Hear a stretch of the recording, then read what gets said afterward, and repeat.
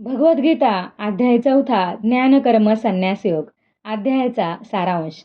भगवान श्रीकृष्ण अर्जुनास म्हणजेच आपणास सांगतात की काळाच्या ओघाने ज्ञानाचा विसर पडतो.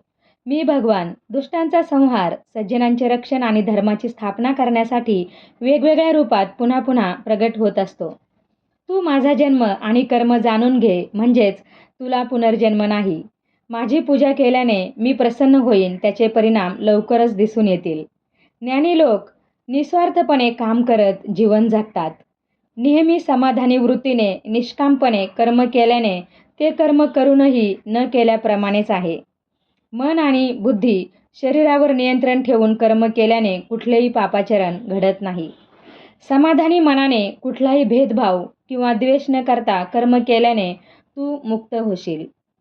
अनासक्तपणे ज्ञानपूर्वक आणि समर्पण भावाने कर्म केल्याने तू मुक्तच राहशील. सर्व प्रकारच्या द्रव्य यज्ञापेक्षा ज्ञानयज्ञ करणे अधिक श्रेष्ठ आहे. सर्व यज्ञांचा अंत ज्ञानातच आहे.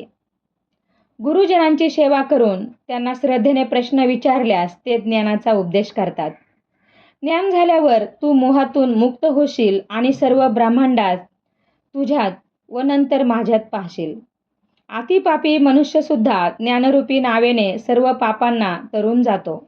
ज्ञानरूपी अग्नी सर्व कर्मांना जाळून टाकतो. ज्ञानासारखे पवित्र शुद्ध करणारे या जगात दुसरे काही नाही. ते ज्ञान कालांतराने तुला प्राप्त होईल. मनात श्रद्धा ठेव, म्हणजे तुला ज्ञान आणि ज्ञानामुळे परमशांती मिळेल. ज्याच्या मनात संशय आहे त्याचा नाश होईल. ज्ञानाने सर्व संशय दूर होतात. फलश्रुती लक्षात ठेवण्याचे महत्त्वाचे मुद्दे. अतिउत्तम परंपरा सुद्धा काळाच्या ओघामध्ये नाश पावतात.